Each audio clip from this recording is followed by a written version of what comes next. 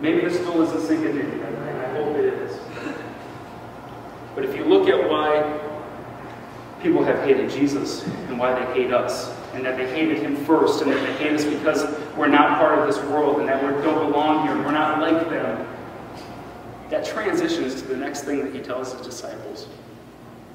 He tells them that the world didn't understand me. You see, they hated Jesus first, we get that, and we understand that, well, we're not of the world, and so maybe they hate us too, but they hate because they don't understand. Have you ever tried to talk to somebody who doesn't speak English? Or maybe somebody who doesn't speak English well? Even if it's something simple like, what is your name, or where are you from? And they can't understand. What's your response to that? If you're like me, we just get louder. Right? You spoke with somebody who's not from around here or from another country and they don't speak English very well, and you say, where are you from? And they say, and you say, where are you from? Right? You do this, right? They're not deaf, right? But you treat them as if they are because they don't understand you. So you end up shouting things at them to try to get them to understand. I think we do that with the world. We get people in our lives who don't know anything about God, who don't know anything about Christianity, and we shout phrases at them. We shout things, like, washed with the blood, justified by grace. And they look at us, what? I don't understand. You see, they hated Jesus, and they end up hating us because maybe they don't understand. Take a look at John 15. But all these things they will do to you for my name's sake, Jesus, because they do not know the one who sent me. Why is the world hating us? Because they don't know God.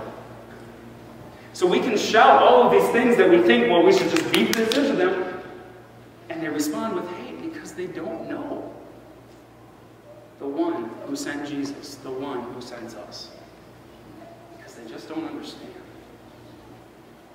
You see, when people see us stand out, and when people see us as different from this world that we live in, they don't understand and it makes them upset. We don't like what we don't understand. And so people respond to us like they did to Jesus, with hate. So what are we going to do? The world hates us. Fantastic. This is a real downer message, right? I walk away right now, you'll feel really good about yourself. The world hates me. And you have that like Charlie Brown as he's walking, a little music, doo-doo-doo, right? As you're walking away, that's kind of the feeling we have right now. What are we going to do? That the world dislikes us, that the world hates us. What are we supposed to do? And I'll tell you what we'd like to do. We'd like to do what you do in response to people who hate you. You hate them back. Right? Isn't that the cycle? You find out, well, this person doesn't like me. I don't like them. And so you hate them in return. We wish that Jesus would have said to us that we need to respond with the right fist of justification, right? Or the left hand of grace. That's the way we'd like to respond. But that's not what Jesus did. And we must respond in the same way that he did. And so here's your tools. Here's your weapons to respond to the way that the world hates you. You ready? Love and forgiveness. Yikes. We are to respond in the way that Jesus did to the hate that was around him.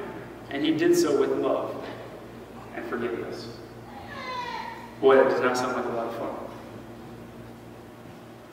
But that's the way we have to be as Christians. We must respond in the same manner that he did. And so as we close up this morning, I just have a couple quick points to figure out how are we going to do this. How are we going to respond in the way that he did by giving love and forgiveness? How can we do that when somebody hates you for following him? And I think very simply the first is pray for them. Pray for them. Pray for the ones who have hated you. Now, remember, this isn't the prayer where you say, Lord, I really to straighten that person out. Lord, I really want to make sure that you get that person right, because they are hating me, and you need to fix them. It's not the prayer we're talking about. We're talking about the prayer that asks for blessings for them. The prayer that asks God to give them what they want. The prayer to ask God to care for their family, to be with them. That's the prayer that Jesus would have us respond to. It sounds pretty hard. Can you think of this morning, can you think of somebody in your mind who has wronged you? Somebody who has hated you? Somebody who has despised you? And think about praying for them today. That's the opposite of the gut reaction that we would want to have. And yet it's exactly the way that God says we need to. You see, because if we choose to walk in Jesus' footprints, then we better get ready for some abuse.